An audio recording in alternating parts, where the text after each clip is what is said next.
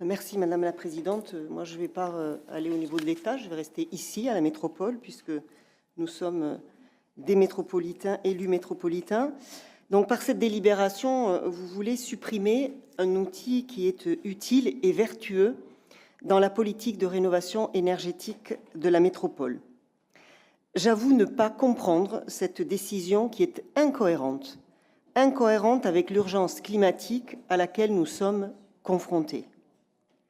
La rénovation énergétique de l'habitat est une composante importante de la réduction des émissions de gaz à effet de serre de notre métropole.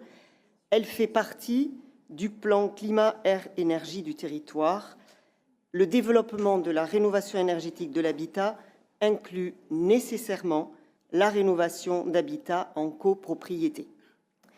Prendre la décision de rénover une copropriété, c'est un processus qui est long, qui est complexe, parce que tous les copropriétaires n'ont pas le même intérêt à agir. L'occupant d'un appartement qui est par exemple isolé par ceux de ses voisins au-dessus, au-dessous ou sur les côtés est moins motivé que celui qui est sous les toits. De la même façon, un propriétaire bailleur qui ne paye pas de facture d'énergie pour le logement est évidemment moins motivé qu'un propriétaire occupant. Par ailleurs, la motivation est une chose. Disposer du budget nécessaire pour le faire en est une autre.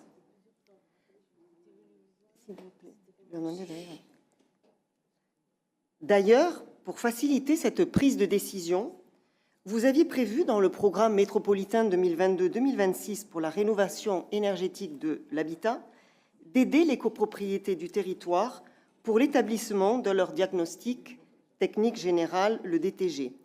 Nous l'avons voté ici, le 25 mars 2022, à l'unanimité.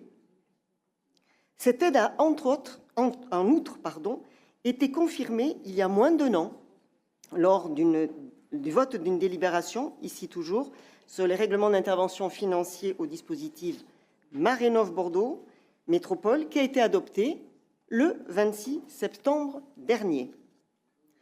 Selon la délibération proposée aujourd'hui, on constate que 629 demandes ont déjà été acceptées, 687 nouveaux dossiers sont en attente et d'autres demandes continuent d'arriver compte tenu de l'attractivité du dispositif.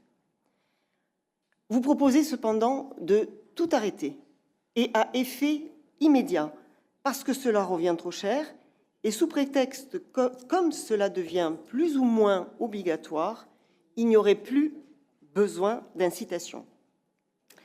Cette méthode est brutale, injuste, incohérente, inefficace et antisociale.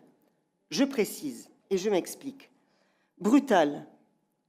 Fonctionner comme vous le faites en tout ou rien est la traduction d'un manque singulier d'anticipation. Injuste.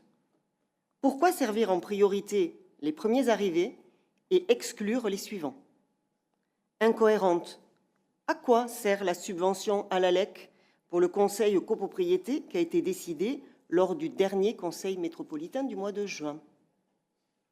Inefficace.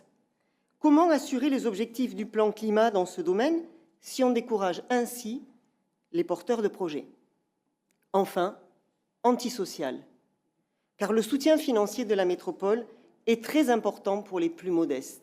Très important pour les plus modestes. Alors qu'il existe d'autres moyens de diminuer le coût, j'en citerai quelques-uns. On pourrait par exemple diminuer l'aide sans la supprimer.